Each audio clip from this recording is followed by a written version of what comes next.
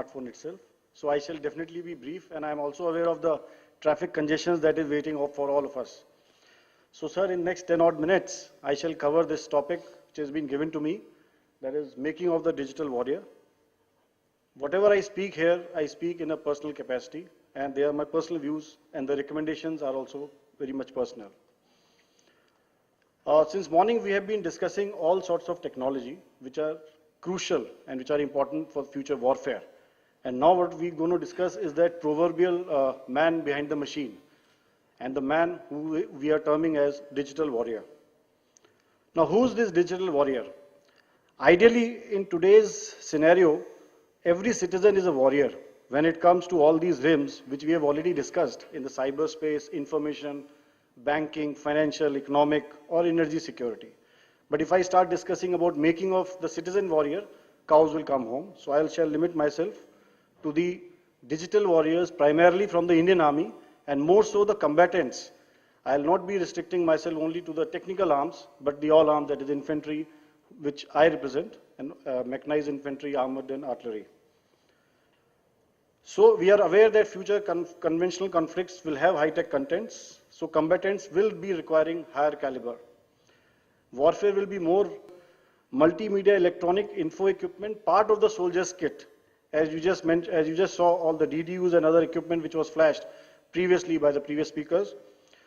It is the soldier who will have to imbibe that equipment in his day-to-day functioning. Similarly, digitization of the in-service equipment and networked transportation and logistics systems, increased intuitive media, as well as the jointness with other services and the other departments. Also, the same soldier will also have to imbibe the future technologies which are in the pipeline, like augmented reality technology, augmenting endurance of combatants, the brain-computer interfacing and all. So therefore, we need to make a digital warrior. My recommendations, though there are many, but I'll restrict them under these three main heads, that is the human resource management, training, awareness. A lot of people have expressed their concerns since morning that human resource should also be given an aspect, because at the end of the day, it is at the last mile connectivity, it is the soldier who has to use it. I have a few recommendations. When we come to human resource in Indian Army, especially amongst the combatants, we have the entire mass and then we have the specialists.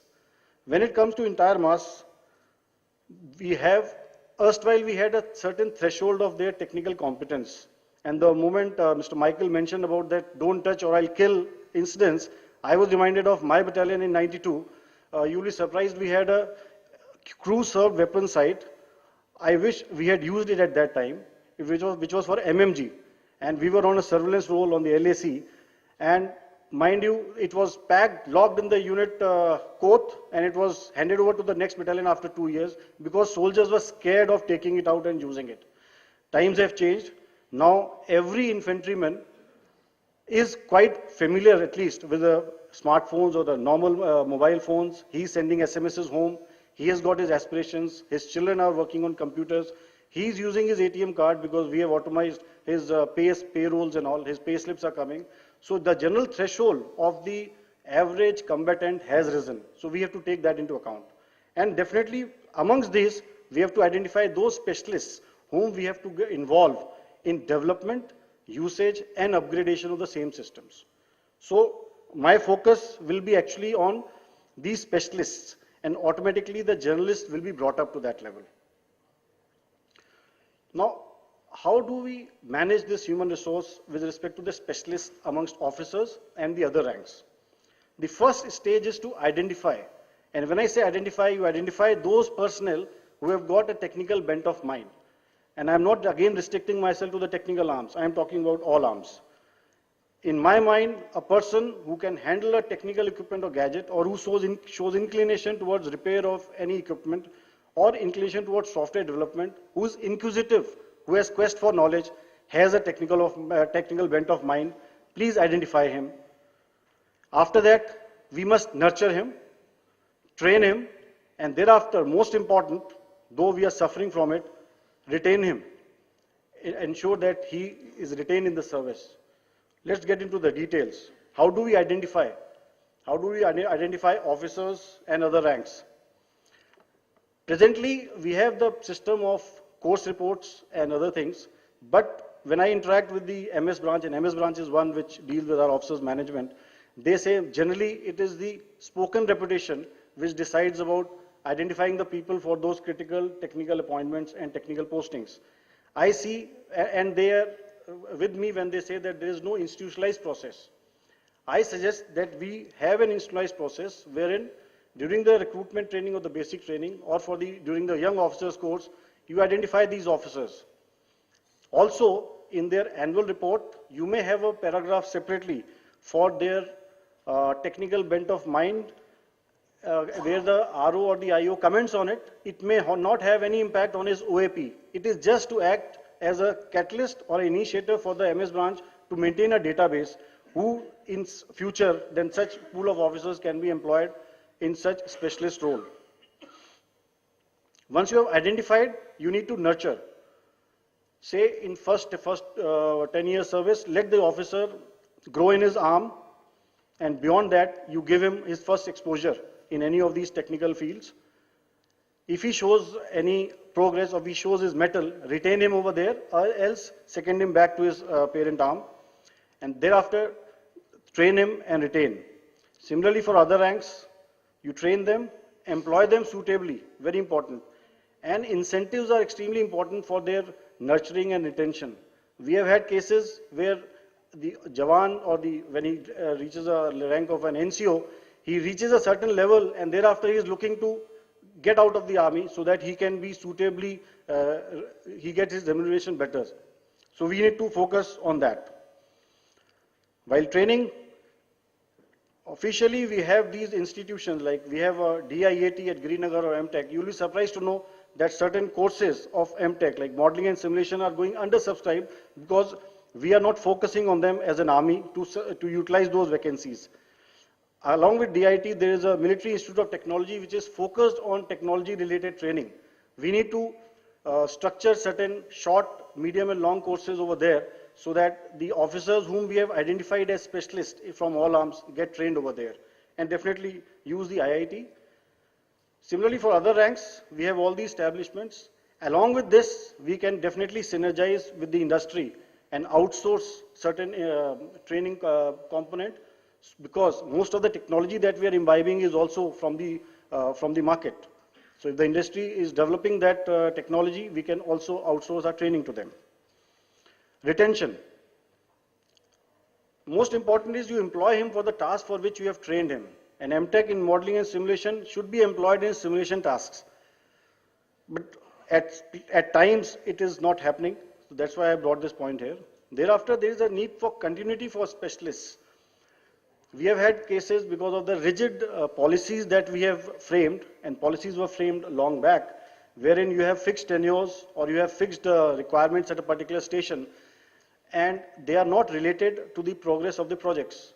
Software development, though it is said to be a science, but I consider it to be an art, wherein if an officer or if a person has invested his mind in it, he should be allowed to nurture the project to a particular level of stability, and thereafter he should be moved out, rather than sticking to the rigidness of the policies.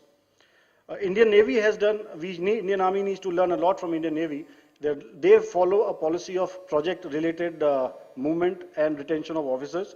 One case which I have here quickly for you is with respect to Dr. A. Paul Raj, an ex-NDA. He did 30 years in the Navy, did his engineering from Naval College of Engineering, Lonavala, MTech from IIT Delhi.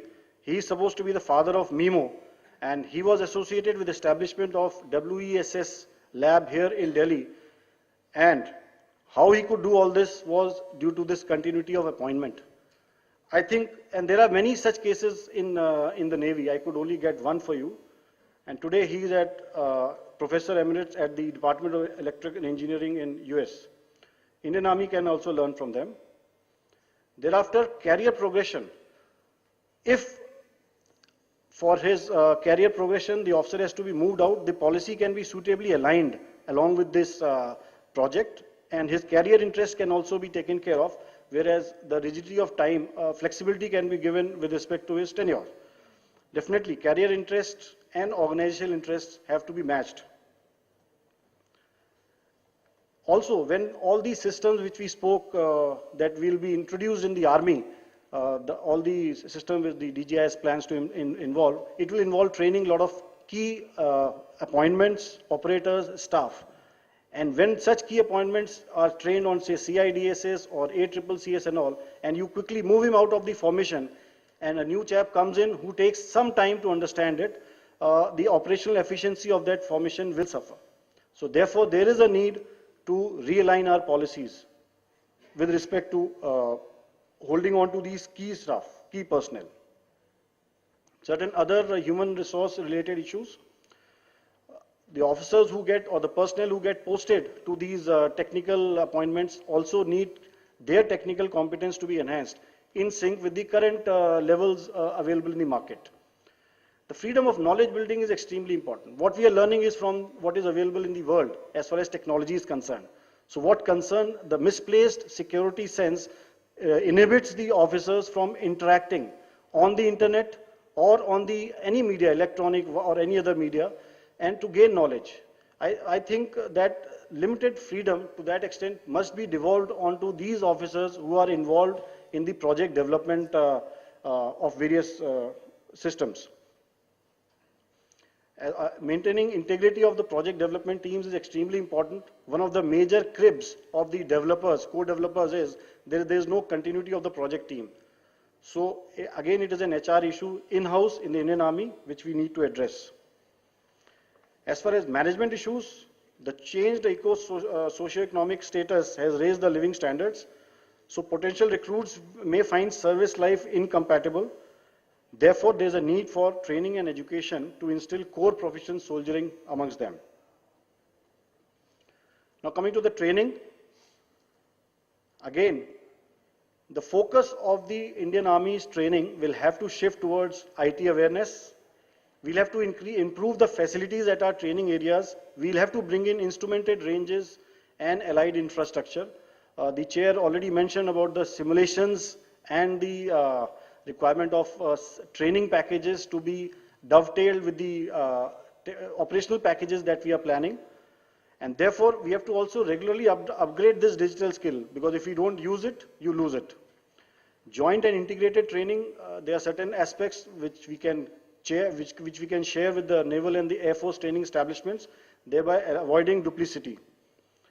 And we must incorporate industry and civil institutes, because when we prepare for total war, it needs total commitment, synergy, and we cannot be working in compartments.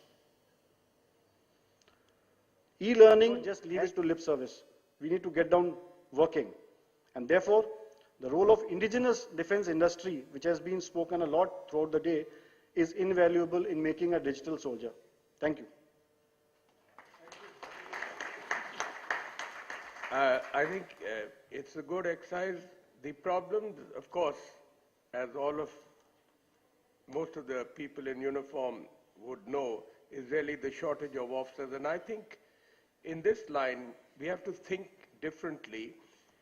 And I feel that this continuity, especially at this higher technical level, in a manner should be dispersed with a larger lot of the lady officers coming in, because this continuity would greatly help.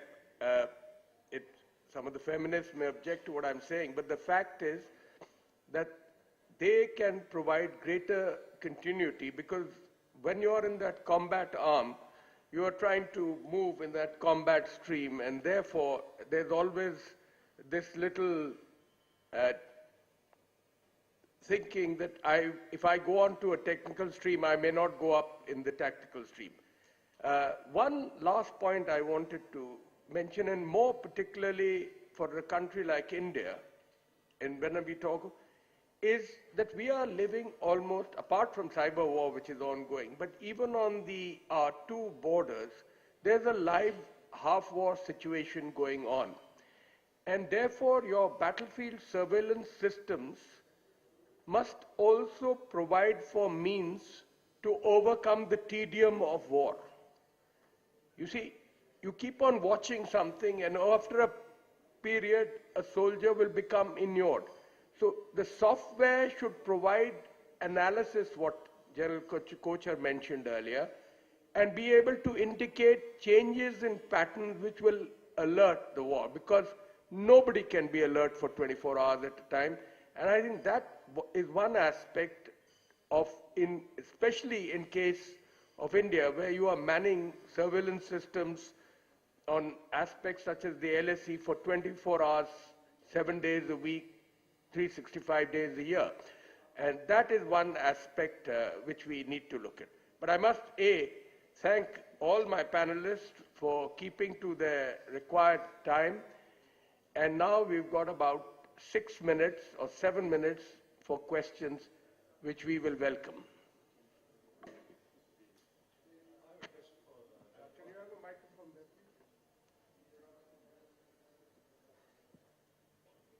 I have a question of General Bhadran.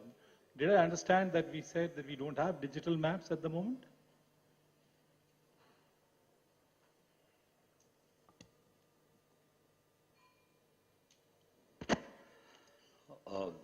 So we do have digital maps in the sense that I think for the past about 20 years, we have somebody digitizing maps. The problem is the digital data. The digital data. There is no data available. Thank you.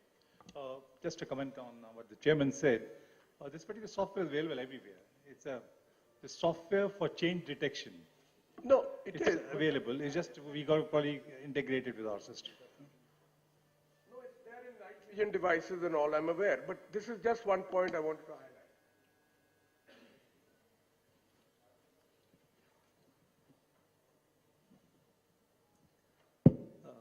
I know it's late, but I needed to compliment Samir Chauhan for bringing some very valid, simple but valid points for the digital soldier. And to add, when we're talking about making center, earlier Mike said that the soldier is the center, the end user should be the center of especially the battlefield or the soldier warrior system we're talking. I think it's very important to innovate by doing. I think that's where the part which is lacking in our training. Because we are not throwing these tools, smartphone is a tool which everybody is using. And some enablement within the battalions at every level should be playing around with it and creating their own problem solving to the solution which only they know best. So I think that could be added into even right from the battalion level curriculum to that this thing. It's no more, as rightly said, a technical arm story or vis-a-vis end story soldiers. The soldier is the most enabled innovator in the field there. So if you are giving him tools like private cloud, computing environment, which doesn't cost much, needn't be regularized. Yeah, when we switch from that mode to what Vijay was said, for really fighting a hard platform-based battle, yes, you need professionals, you need important people to, to tell you how to go about doing the technology. When we are talking about real-life, day-to-day situation, 24/7 on the border, I think we have a lot of innovation out there in the human resource, a fantastic, rich human resource, but we need to enable them by doing it. And I think that's where we said, no, let's outsource it. You don't need to outsource application writing today. Thank you. Thank you, I think, for that comment. And just to add what Samir had said about identifying, my memory goes back 43 years ago. In 1969, we introduced what we call the computer aptitude test. And all of us as youngsters went through it before we went. And those were really the days when computers were painful. But expanding it and enhancing it to the soldiers today should not be a problem. Yes, Ganesh.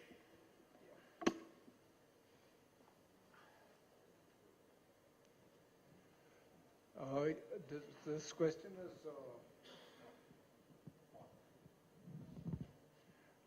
is directed to General Bhadran. You mentioned, sir, that you required, when you're talking about GIS, you mentioned that you needed to disseminate it right down to soldier level. And obviously there will have to be a differentiation line, because the same GIS picture which came to your desktop can't very well go onto a handheld device. It will be too bulky. And just an added thought, I would think that this needs to be synchronized with what DIPAC is doing, because way back in 05, 04, they were evolving. In fact, they had involved a software to share it down to core level, the same GIS. So it would be beneficial to use the same GIS rather than reinvent the wheel and bring it all the way down. Obviously, we'd have to take actions to trim it down to make it compatible with a handheld device. Just an observation. No, I think we spoke the same thing. I'm talking about the same GIS, but scaled down versions to fit into a handheld device, a man-portable device, and a wearable device. It is something like you have Google Earth running on your PC. You've also got Google Earth running on your mobile. Google Earth on the PC gives you 3D view. Google Earth on the mobile does not give you 3D view. That depends on your phone. You see, what happens is, more you ask, the more resources you have to provide. Today we have not reached a stage where something like a mobile device can work like a PC. Yes, quad-core processors are there in a smartphone, but it consumes more resources. So that is why I said scale down version. Okay.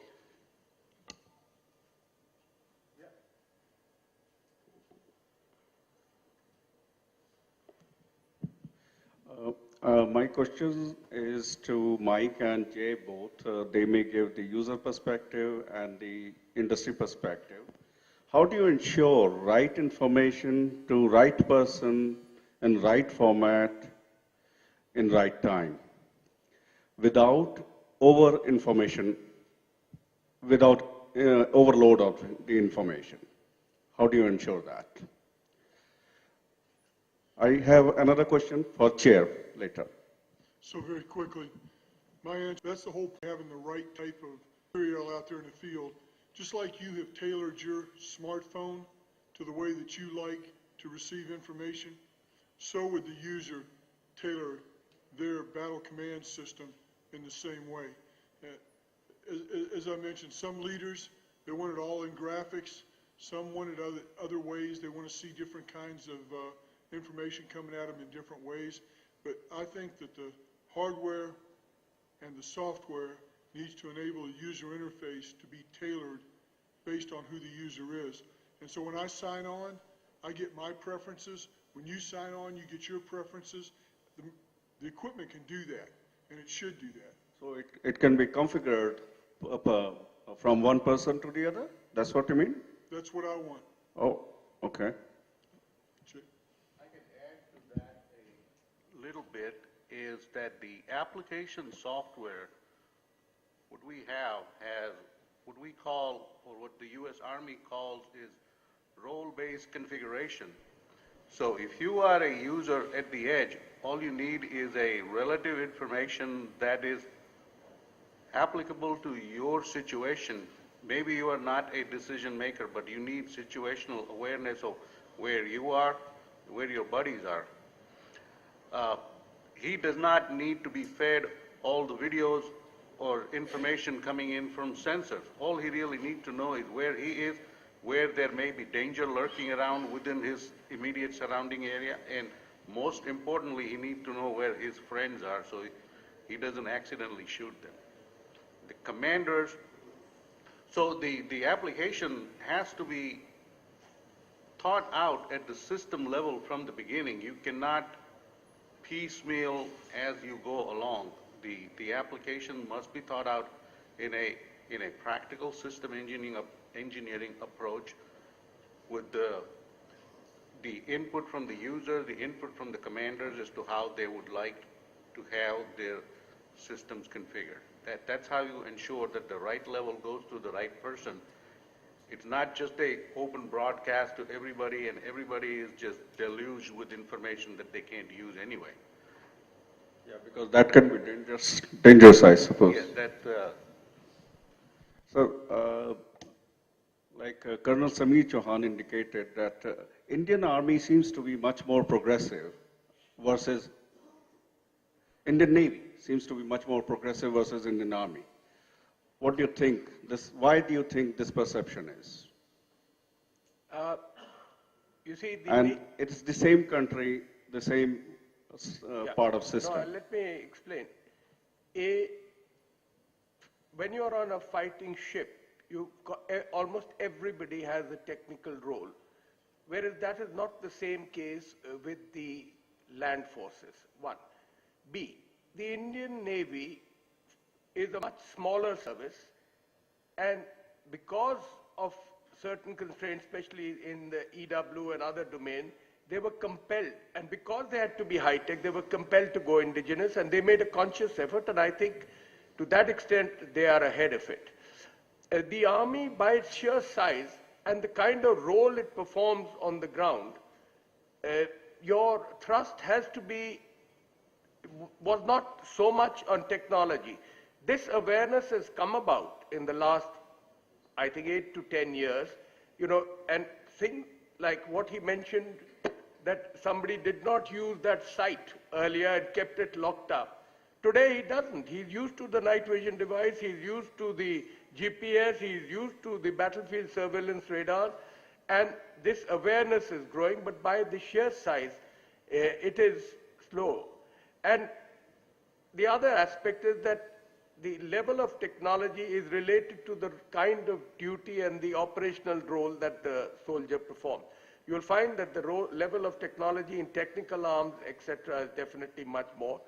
But one thing I will grant you, that the interaction that the Army personnel as users must have with the DRDO definitely needs to be increased. And I don't see General JP here just now, I saw him at lunch. But this is one aspect, because the user, and that is one theme of this session, that the user really must get involved, and the technologist and the creator must really provide for what the user wants in the manner that he desires. I think with the time at constraint, we'll put it to end here, this session, but I must firstly thank my panelists all once again, and thank all of you for being patient listeners. I was watching with a hawk eye. Nobody got up and nobody went to sleep. Thank you very much. And the last point I'd like to make is no different from what Sun Tzu said. It is a war of the mind, and today the information war is even more critical than physical war, because it stretches on to the domain of no-contact war, and I think it is inescapable and something that we adapt to and accept at the earliest. Thank you very much.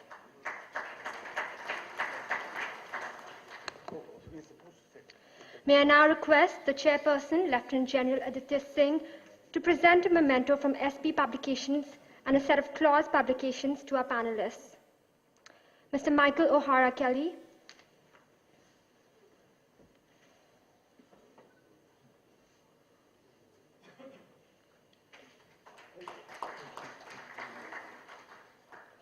Major General R.P. Bhadran.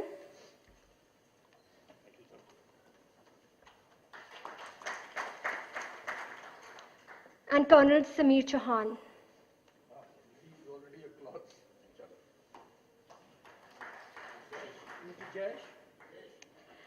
Sorry, and Mr. Jayesh.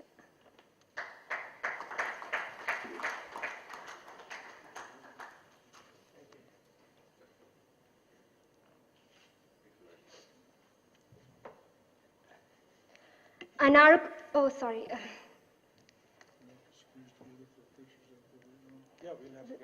Is the picture done? Okay. I now request Mr. Bharanwal to kindly present a memento from SP Publications and a copy of clause publications to the chairperson, Lieutenant General Aditya Singh.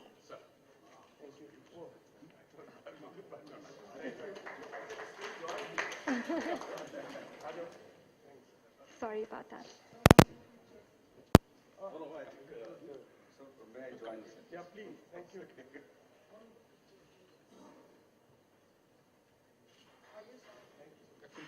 Everybody. Yeah. We need a wide angle for Mike here.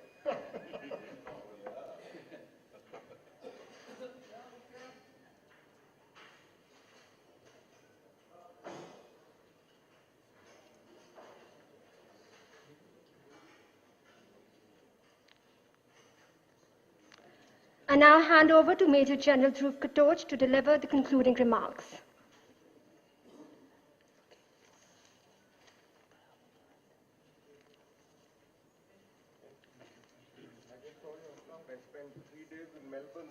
Especially it attracted me as a non-technical chap. And I personally thought it was very useful as far as the learning experience to me is concerned. There's nothing much I can do to sum up after what the eminent panelists and the most eminent chairpersons have said. So I can't add anything to that or subtract anything, except to simply state that digitization is the way to go forward for the Indian Army to enable winning capability in future conflict. Today, we have taken a look at sensors, platforms, cyber and space-based issues, as also operational and training aspects. We in India still have a long way to go, but we must remember that to the extent possible, we need to indigenize our systems. 2 weeks from now, on the 13th of November, we shall be dealing with aspects in another clause seminar on technological sovereignty. As rightly said by one of the speakers earlier, there is no free lunch when we are looking at any of these aspects. I would simply like to add, there is no free lunch except at the end of a mousetrap. We need to be very careful there. We thus need to expedite our indigenization program. The proceedings of today's seminar, as I have been highlighting on all the seminars which we hold, what all the eminent speakers have said, what the chairpersons have said, and the inputs which we have got from the audience. We will be compiling all of this, and I think it will take us about 3 to 4 days. We'll put this up in some odd form onto the clause website. But post that, we analyze everything, and we make out a detailed document, and we send it to all the concerned ministries at the Government of India, so it goes straight from us, and it'll go to the concerned secretary. So to some extent, I believe that these proceedings can assist in policy formulation. It remains for me to thank each one of you for making it convenient to be with us here and share your thoughts with us. I also thank all the eminent speakers and chairpersons who have spoken so eloquently today. My thanks also to the clause staff, especially to Colonel Sanjay Sethi and Colonel Vivek Verma, who have put the whole show together. I also thank Mr. Jayant Baranwal and his team at SP Guides for jointly organizing the seminar with us. Thank you all very much. Jai Hind, and wish you all a very happy Diwali.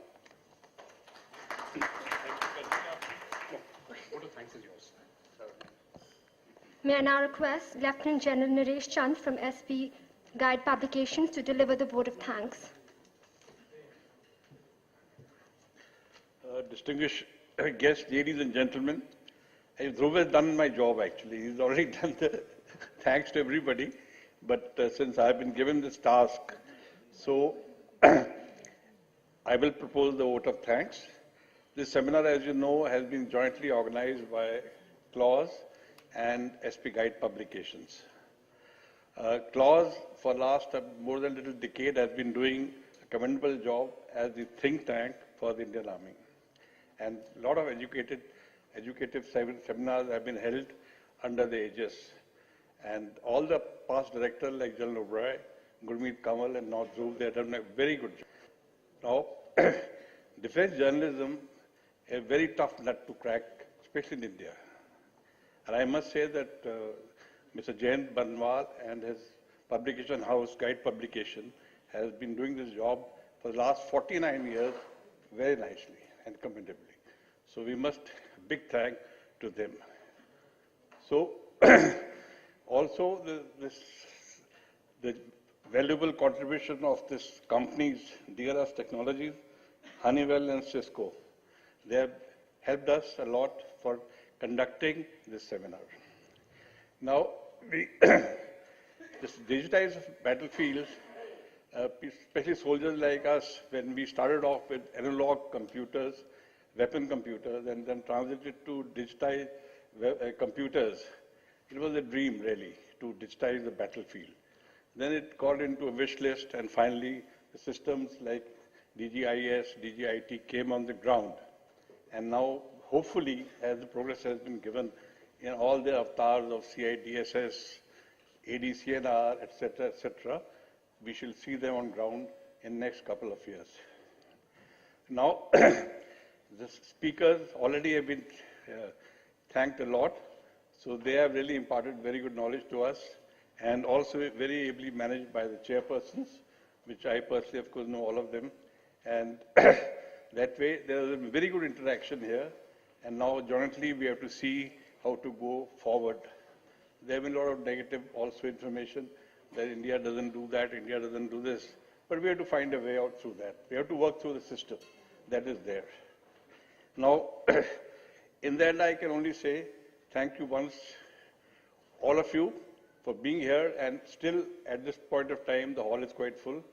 And also, hope to see you soon in the next seminar. Jai Hind.